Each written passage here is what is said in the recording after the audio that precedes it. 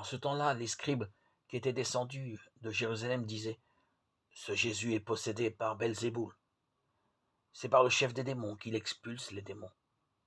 Les appelant près de lui, Jésus leur dit en parabole: Comment Satan peut-il expulser Satan? Si un royaume est divisé contre lui-même, ce royaume ne peut pas tenir. Si les gens d'une même maison se divisent entre eux, ces gens ne pourront pas tenir.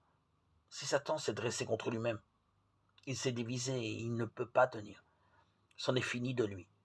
Mais personne ne peut entrer dans la maison d'un homme fort et piller ses biens s'il ne l'a d'abord ligoté. Alors seulement il pillera sa maison. Amen, je vous le dis, tout sera pardonné aux enfants des hommes, leurs péchés et les blasphèmes qu'ils auront proférés. Mais si quelqu'un blasphème contre l'Esprit Saint, il n'aura jamais de pardon.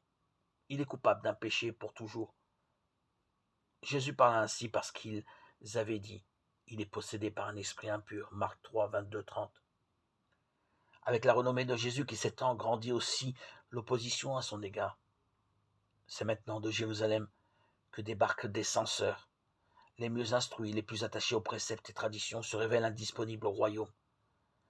Aveuglés par leur rôle de professeurs, de chefs, leur cœur et leurs esprits sont occupés à contrôler et à juger. Au lieu de lui faire place, ils usurpent la position de Dieu. Aujourd'hui, il est toujours possible d'abuser d'une responsabilité. Un débordement de son domaine de compétence peut entraîner à caricaturer et dénigrer l'autre. L'avertissement solennel de Jésus est encore pertinent.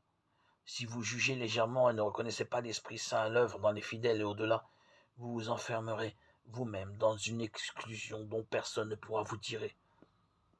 Oh Jésus, donne-moi part à ta sainteté, pour ne ni contrôler, ni juger, mais toujours être dans ta grâce, la grâce de l'amour dont tu m'as comblé, en germe depuis le jour de mon baptême et qui grandit et rayonne à travers moi dans mon quotidien et inonde mon cœur toute ma vie de ta joie